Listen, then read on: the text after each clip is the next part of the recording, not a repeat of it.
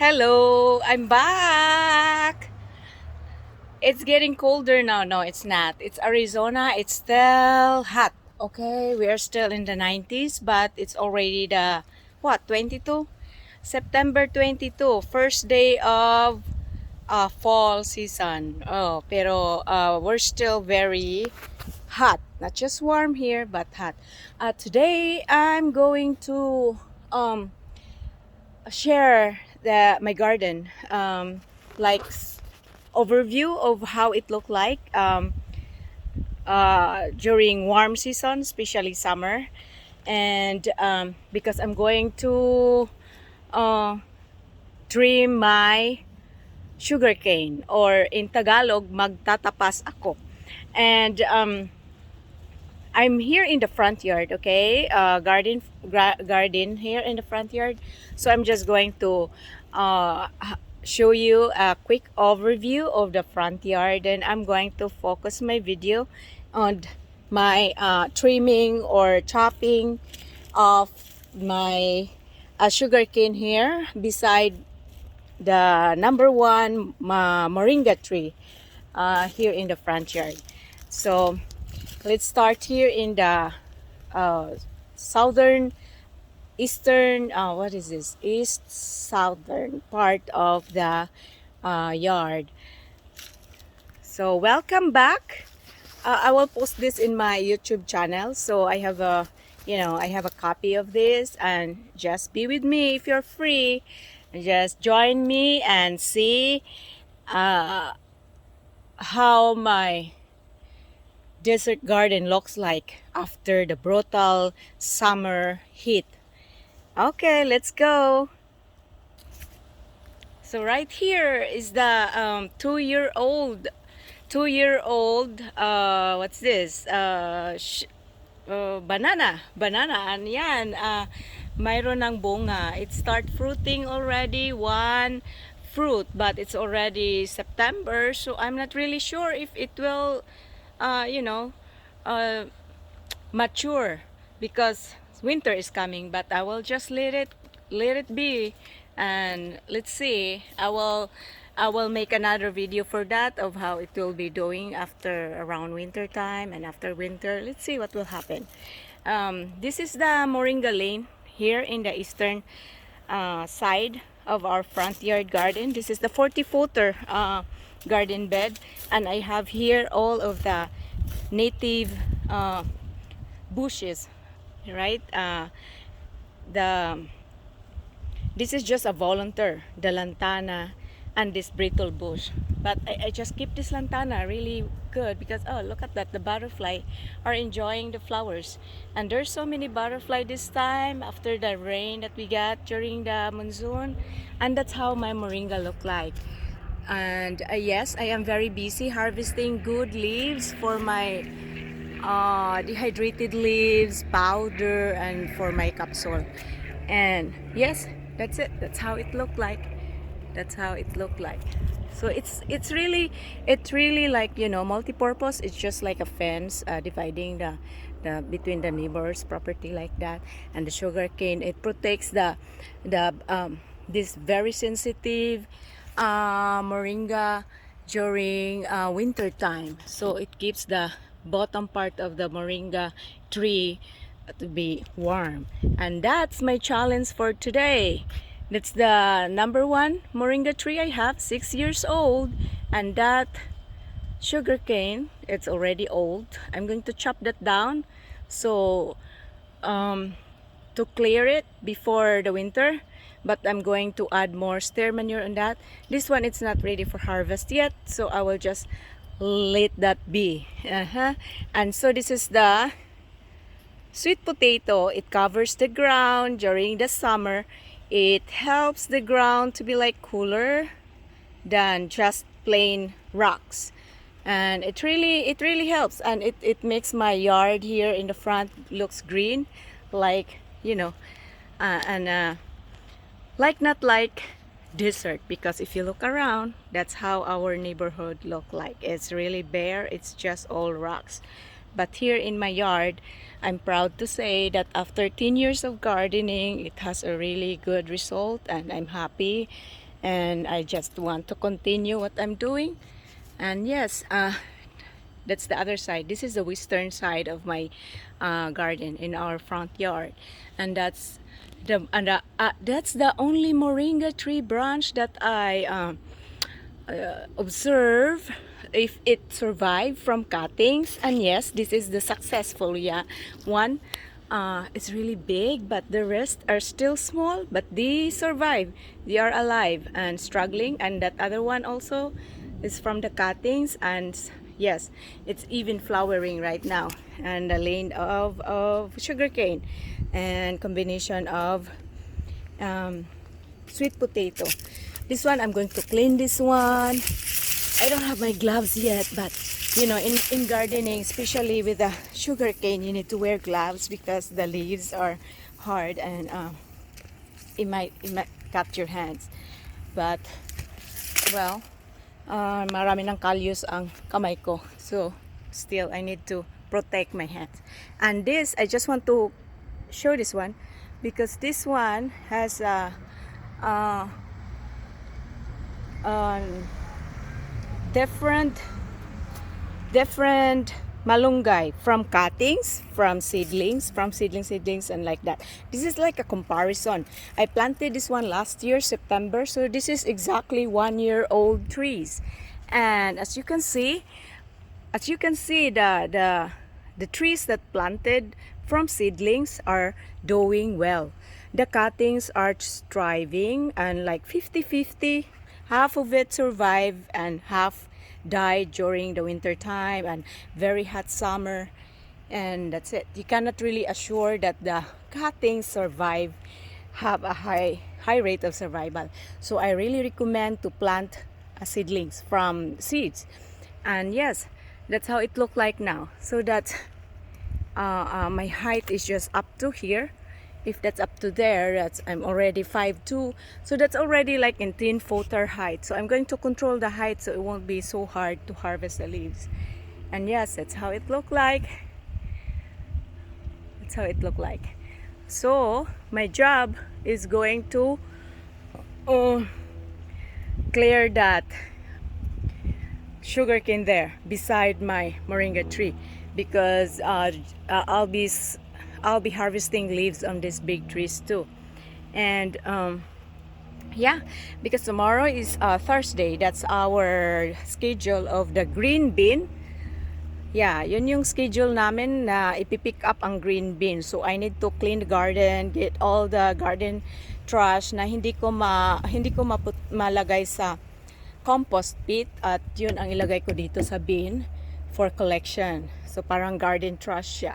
But the city they have this big composting and recycling for that kind of trash, yung parang mga organic.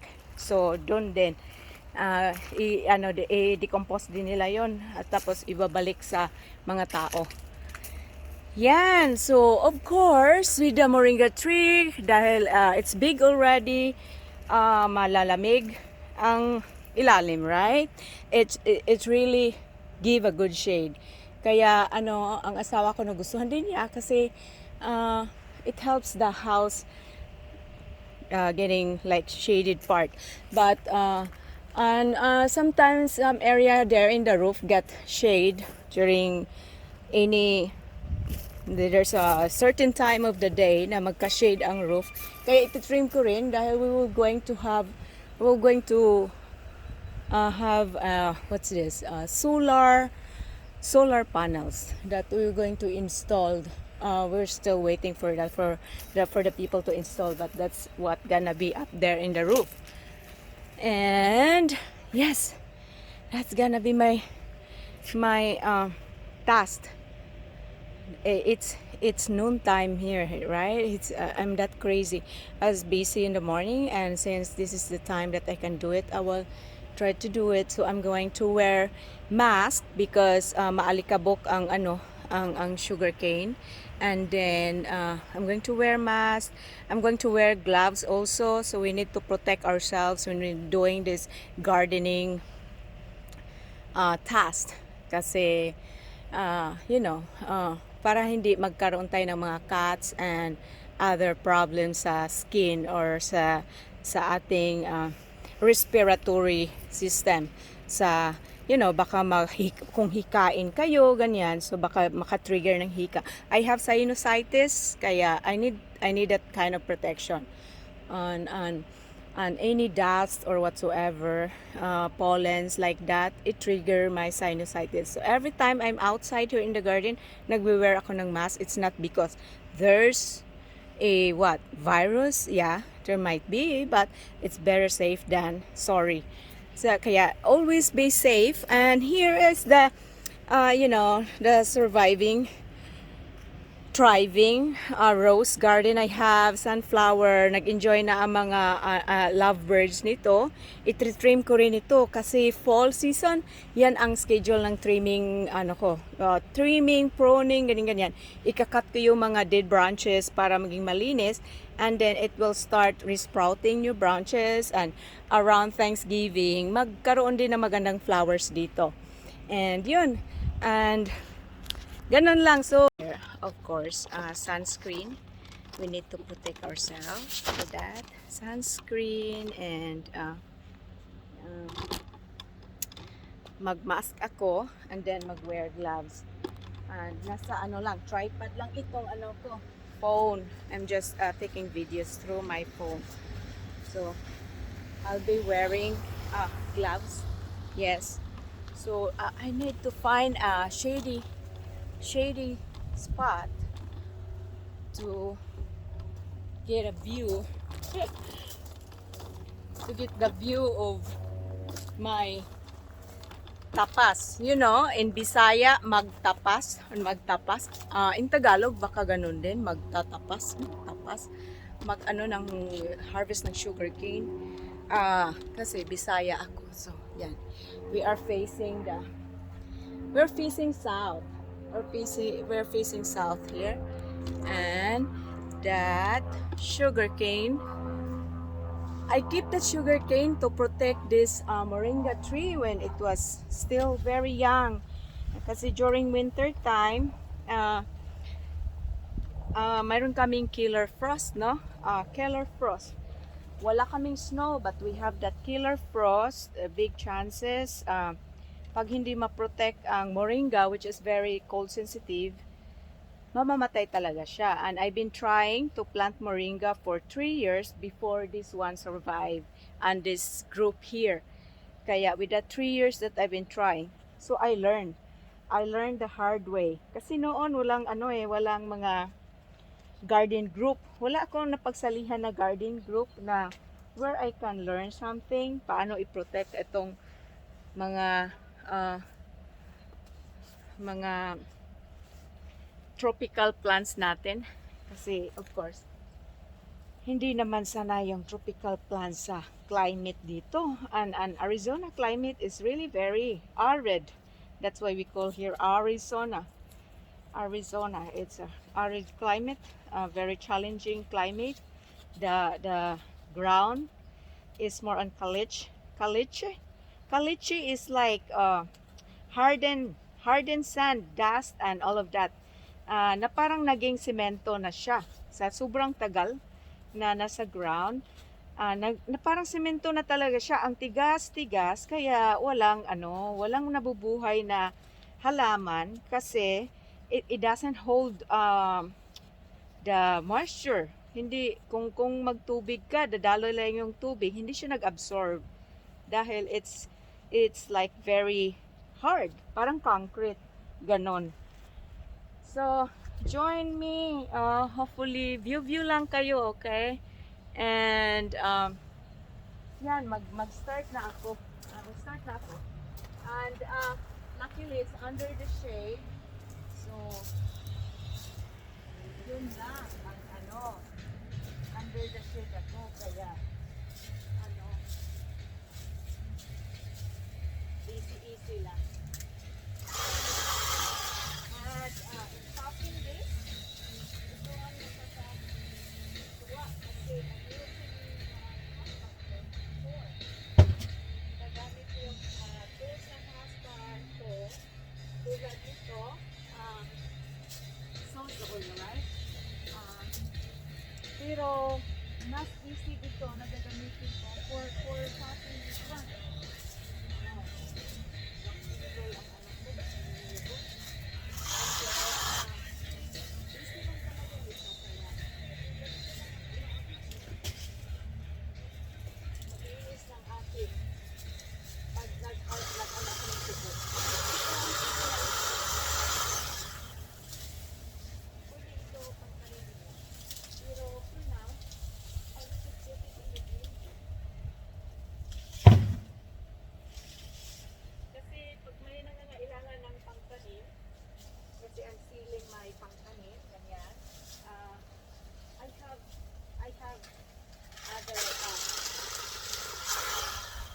bunch of sugarcane na ano, napag-ipunan ko ng pangtanim. So ito ngayon, ano ko muna. Dito ko lang sila sa ceiling para ano, para bukas for the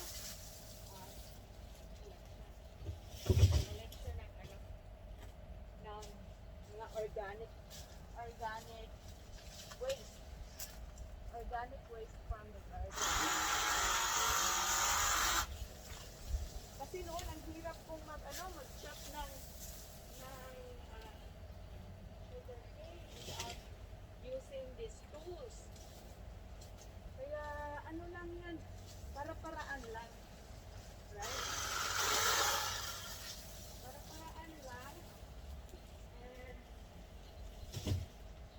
kung ano yung comfortable ka, yun lang talaga ang gamitin mo. Ito hindi naman siya mabigat, kaya ko lang. And ano, easy lang talaga siya. So ang ginawa ng asawa ko, pinagiging niya ako. Kasi ayaw niya yung ginagamit ko yung tools niya, tapos pag hinahanap niya, hindi niya makita, kasi kung saan-saan ko nilalagay sa garden, ako lang alam. Minsan, hindi ko na rin alam kung saan ko nilagay. Well, kaya pag may chance na maka ano ko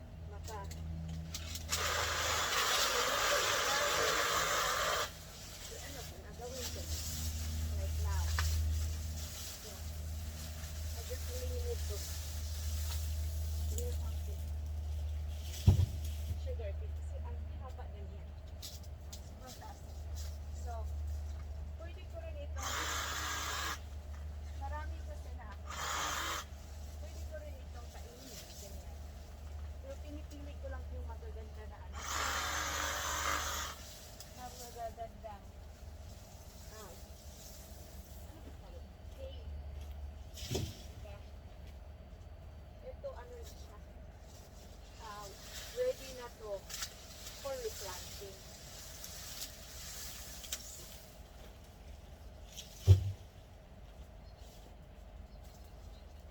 It's really very useful plants kasi it protects my malunggay.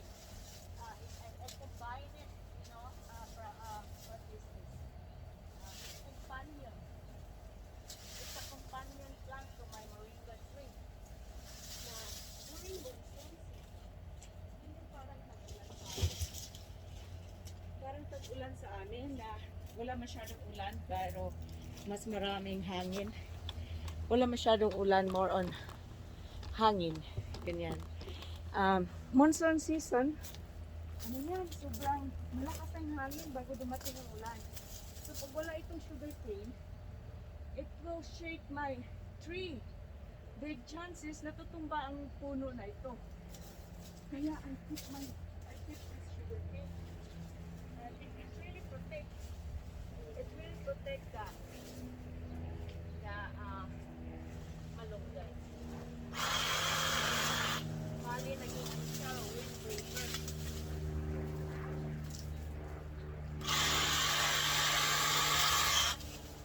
Naging windbreaker siya. So, that's the purpose.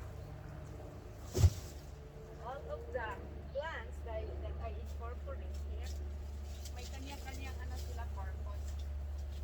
Kaya, aside from being edible, talagang may purpose yan. yes, it's doing organic gardening.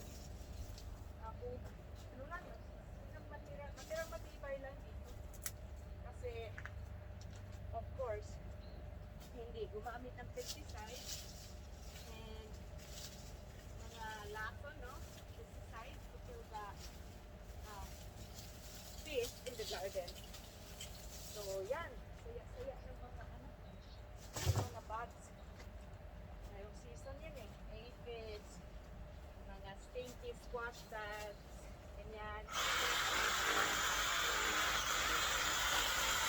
Ina-atake nila yung squash ko.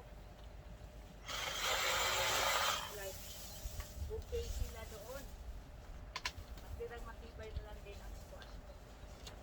Maganda nitong sugarcane kasi hindi ko siya ina-uproot, right? Kinakat ko lang siya. Kinakat ko lang siya. And then, so yung pinaka-root niya, dyan lang. And then, ano ko yan? Tapunan ko yan na steer manure. Steer manure is composed of 40% manure, tain ng baka, and then 40%, 60% na yan, 40%. Basta yung 40% yan, ano yan, compost soil. Compost soil. So, yan, na-decomposted na yan, ano na yan, luto na. Right? Hindi fresh, hindi mabaho. Kaya, parang abono na rin siya, di ba? Yan. So, yan ang gusto ng ano, tanim.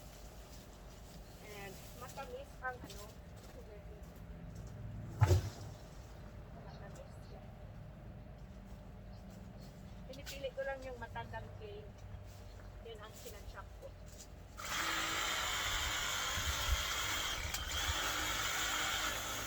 Super handy talaga itong fruit. Easy lang talaga.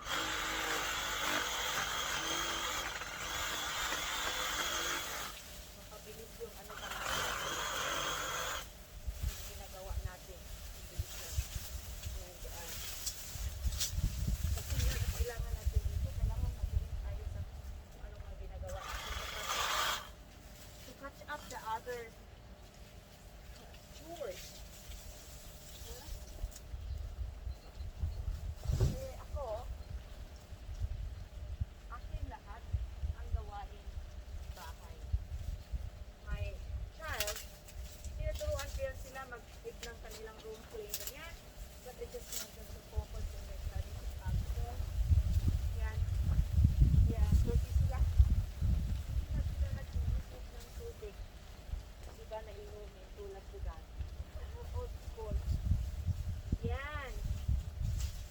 So, ganito ang mag-garden sa deserto. Hindi, ano, hindi siya easy. Kaya, aside from mahal ang tubig, I need to maintain my garden. I need to maintain it like, na hindi naman para siyang, ano, para siyang,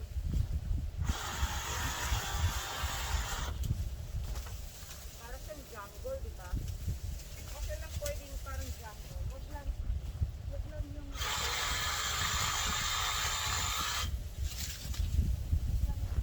pagkain. Kaya, ganito, i-trim, i-prune, yung kailangan i-prune at i-thin out. Yan, isa-isa ito yan. Kahit na masyadong busy ako, I will find time. Kaya everybody saying na busy sila ganyan, yeah. Busy tayong lahat, hindi lang ito. We are all busy. Kaya manage lang natin ang ating pagka-busy. Kasi minsan kung nakatutok lang tayo sa Facebook, busy din tayo sa Facebook, right? You see, everything what they're doing makes us busy.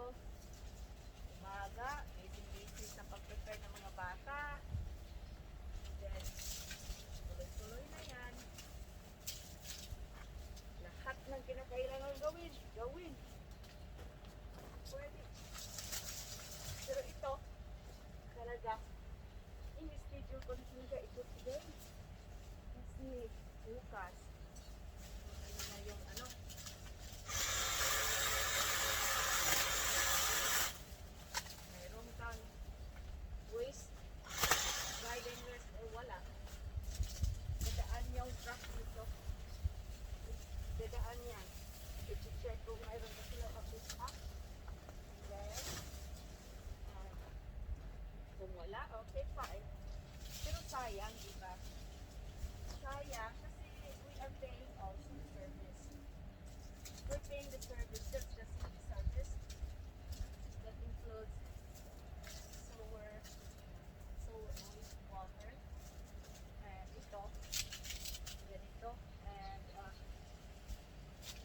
yeah, trash. You know, yung trash natin sa bahay. And garden waste. Recycling. Puro garden waste na recycling. Monday naman yung ano, sa trash. I need to do it. And, yes. Wala lang pa.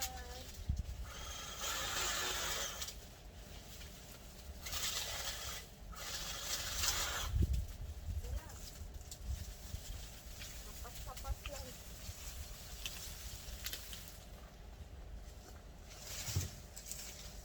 Tapas. Ang pagtatapas. Hindi easy. Can you imagine in the field of sugarcane, yung mga taong nagtatapas doon? Grabe, di ba? Kasi Makati. Makati, mainit. Kaya, siguro kung nakadaan kayo sa sugarcane field, kasi sa amin sa Negros, in Mabinay, or in Bae City, makikita niyo yan. Sinusunog muna nila ang sugarcane farm bago nila yan i-harvest kung kinakailangan. Kasi, ano Makati yung yung parang fine needles ng ng part ng sugarcane. Sa Amua, sa amin, in Bisaya, Dapaw ang tawag, Dapaw. Makati yan, Katul. Makati. Kaya ako nag-lab. Nag-lab ako ngayon. Nag-ano pa. Naka-long sleeve pa. Kasi I need to do it kasi. Ay nako, ayoko yung nangangatik. Ganito talaga ang itsura ng magtatapas. Mga tapasero. Kaya, it's a hard work.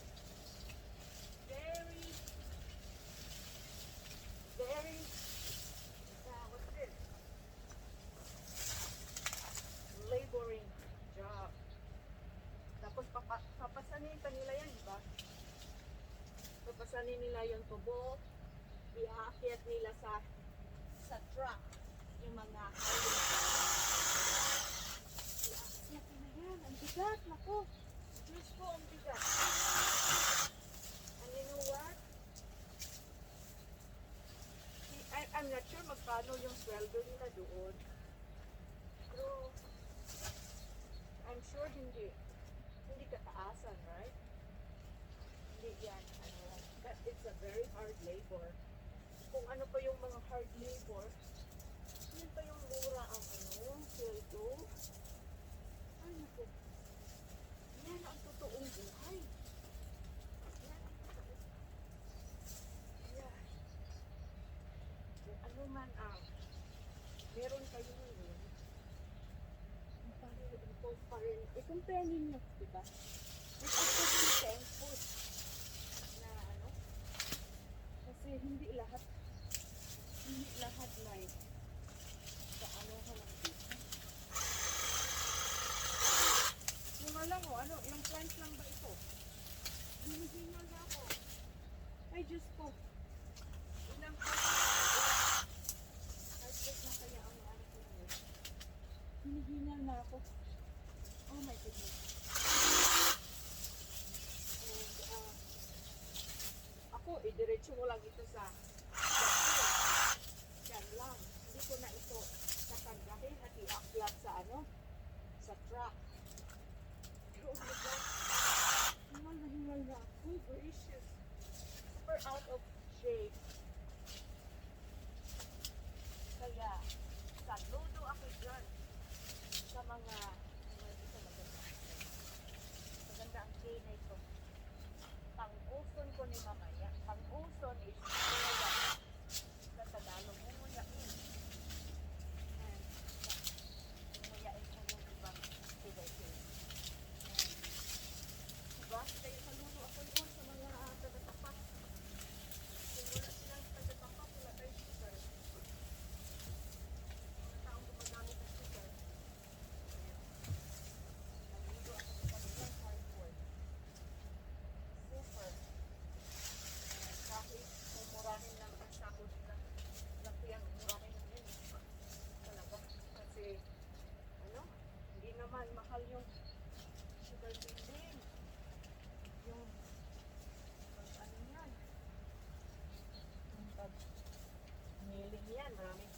yan. Diba? Hardwood eh. Hardwood. Super hardwood. Yan. Tapos, umaga yan. Umaga hanggang hapon yan sila nagtatapas. Pag talagang takasan na. Kasi kailangan punuin yung truck. Ano pa ba? Punuin yung truck. I don't know kung per hour ba yan sila, per day, per truck, per tonelada. I don't really know. Pero, no, kawawa naman talaga. Pero we need those force, you know, those labor, those kind of labor force in the field. Kailangan yan. Pero sana, complete namang maayos ng mga ano ba yan? Yung mga farmer or yung mga operator or yung mga owner, no? Nagkakatire ng mga laborer. Ito mo masyadong maano, no? Mura. Yung ano, yung bayad ninyo sa kanila. Ito. Hindi na natin ito. Pero, at least, parang din nakapagmuna ng ano,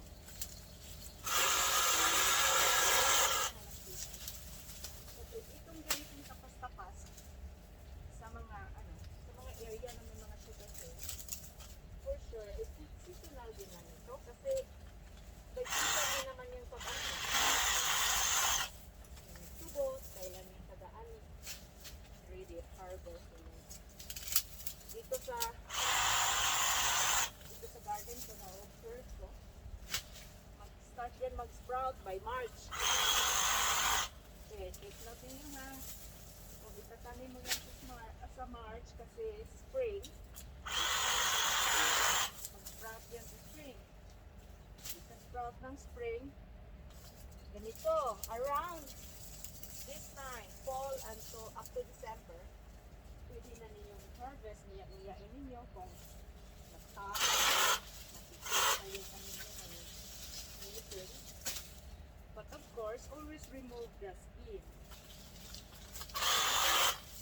Kasi talaga kailangan i-clean ninyo yung skin.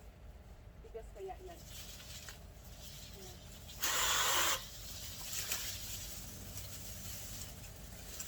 Oh my goodness. Sobrang hingal ako. Tapas.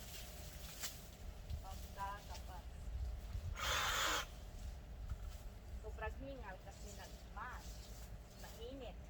Nakalungkot. Pero ganun din yung ano, nagatapas doon sa ano, sa farm. Exactly ganito yung ano nila, gear up nila. Kasi, yun yan. Makati ito. Makati ito. Dusty. And, yun. You need to protect yourself. Ako, ilang step lang itong layo ng bin. Kung saan ko ilalagay itong na-chop ko na tubo. Pero hingal na ako. Hingal na. Hingal na ako. Tapos, paspas ko tayo. Para di ko maamta sa bana. Kaya hindi mo kasapa ng beauty. Ay! Doa akong bana. My husband is picking up my daughter. Kaya ito, hilit-hilit ako sa gano'n. Bilis-bilisan ko lang. Para hindi niyo makita na nanghihingal ako dito. Tapos hindi mo pa na. Malapit na ako matapos. Sa laking tulong talaga itong tools. Yung iba natatawa kasi ito ang gamit ko, right? Ano ba ako? Panday. Panday at may ano, lagarit. Naglalagarit si Lola. Lagarit.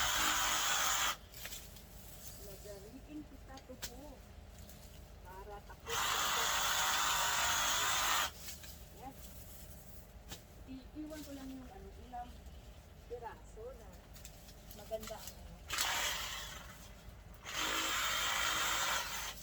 Yan ang maganda sa tubo kasi yung growth nila, yung clump. By clump sila, hindi runners, no? Hindi runners like bamboo.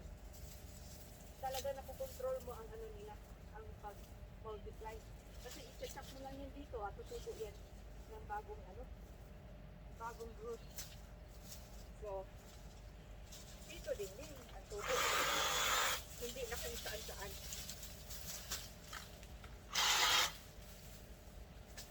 This is very good tools to use when you're chopping your whatever trees or bushes.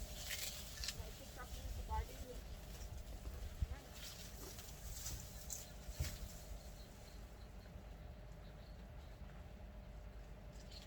Happy na ang malunggay ko at nakakahinga siya na anuhan siya ng fresh air. Na hindi na Isin ko itong mga naiwan. Isin ko yung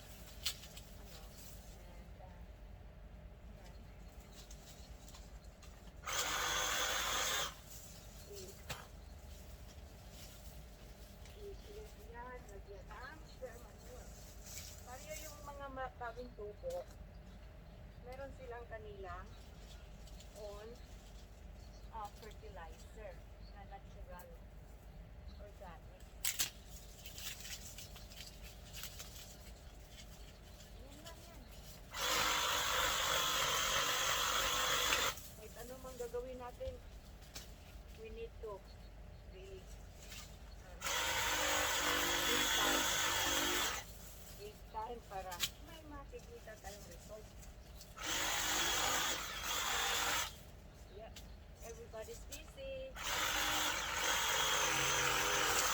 Ito na, isa na ito sa ikinabibisi ko. Yeah, everything we do, that's what we make us busy. It's meaning busy, being productive, right? May resulta. Yeah, good result.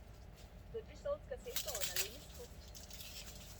And hindi na masyadong parang may ahas itong yard ko. Pero sa awa ng Diyos, walang ahas dito sa area ko.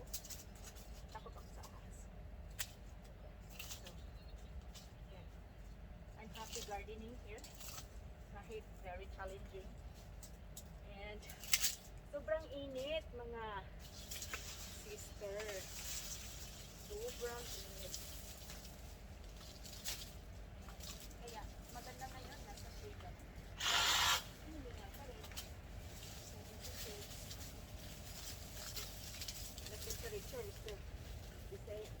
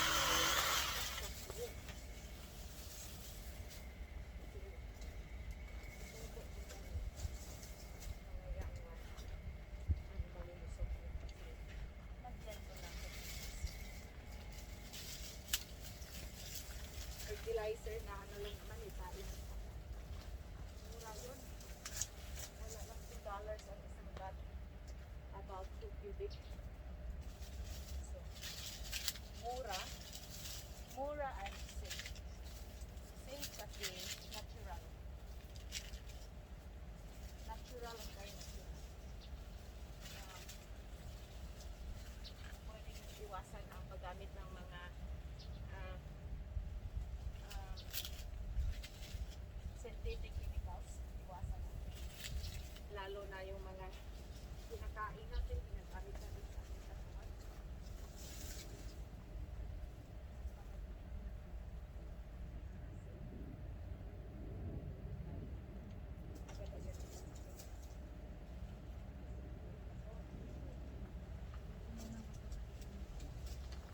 Maliit pa mga anak ko. Liit.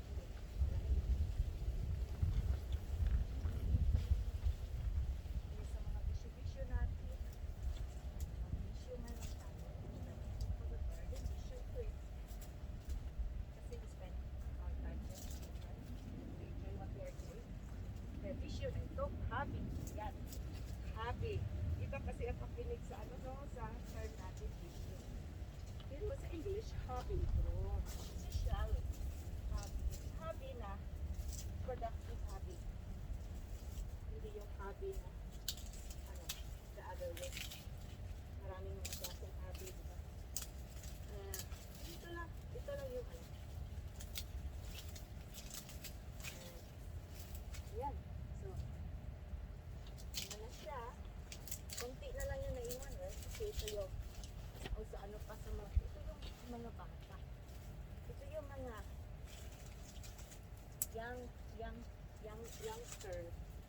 youngster of the plum of the tree. Sila lang ang ito.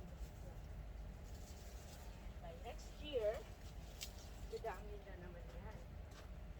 Basta mas marami pa sa nakat ko ngayon. Kasi yung mga nakat ko, pag multiply yun, dalawa, tatlo, ganyan. Yan ang ano, ito gaganda sa sugarcane. Akala ko noon yung mga sugarcane planters, every year nagtatanim yun. Hindi pala. Pagpa-harvest nila yan. Ibunuhan din lang nila. At ano, yun. Itubo ng maganda. Kaya, hindi pala, talagang ano, makakaw rin yung mga planters. Kasi, hindi naman pala talaga kais sa palay na same for plant every season. Right? Because it's sugarcane. Because it's sugarcane. Ano siya? Kung yung mga perennial ang gusto natin. Perennial yung pabalik-balik, no? Ito yung sugarcane. Ang annuals, yung ano lang, seasonal lang. Na mamamatay sila during winter time. Ano magtatanim na naman ulit tayo pagka spring. Kasi sugarcane, hindi. Sugarcane.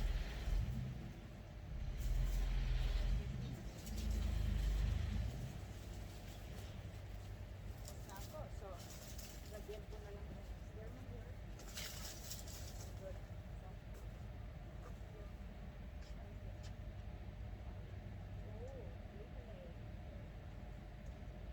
Anak kasi yung kapapano. Ganyan kasi ito ang asawa ko.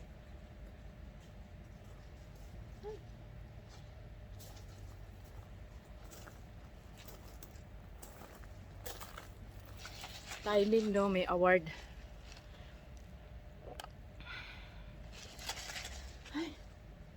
So like it took me, this video is 46 minutes already. Haba na. So it's no nag-ikot ako. That was 14 minutes. So kung 14 minutes at naging 46 na ngayon. So it took me 32 minutes to clear that spot, that clumps of sugarcane there, no? Yun, yung ganon, dyan. So yung isa doon, iwanan ko lang yan dyan because it gives me shade. The shade at this time. So ngayon, ano na ngayon eh, 2 p.m. 2 p.m. and of course the shade from the malunggay. It gives a very good shade here. And it's really help the temperature to cool down. Kung saan yung shade. So, ganun lang, ganun yung ano ko. So, today, kasi puno na yung bean ko, no? Nakikita nyo, puno na siya. Puno na ang bean, that's the green bean. So, that will be ready for pick up tomorrow. And next week, iikot na naman ako sa garden ko kung saan ako focus ng i-clear. Ganun lang. Hindi ko naman pwedeng isahan na i-clear. Laki ng garden ko. It's all over our yard, front, back, and every space kung saan ako nakakaano. And ito pa yung roses ko, i-cut ko pa yan ngayon. Pero I will try to push, get some space out from the green bean. Kasi parang puno na talaga siya. Ganyan lang. May mga may mga pinili akong sugarcane to chew later.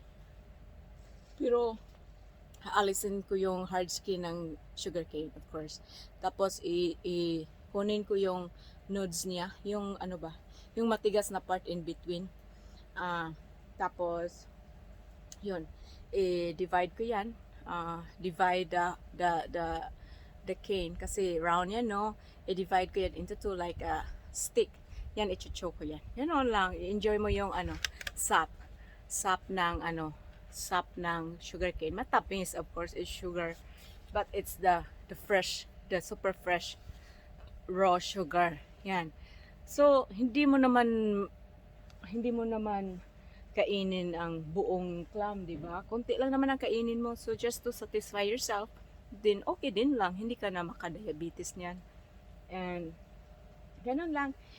Maganda din lang kasi na ito, kasi ito nakikita ko ito nung malit pa ako sa bahay namin, sa mga neighborhood namin, surrounds us. So, nakakaalis ng lungkot din, di ba? Namimiss ko yun namimiss ko talaga.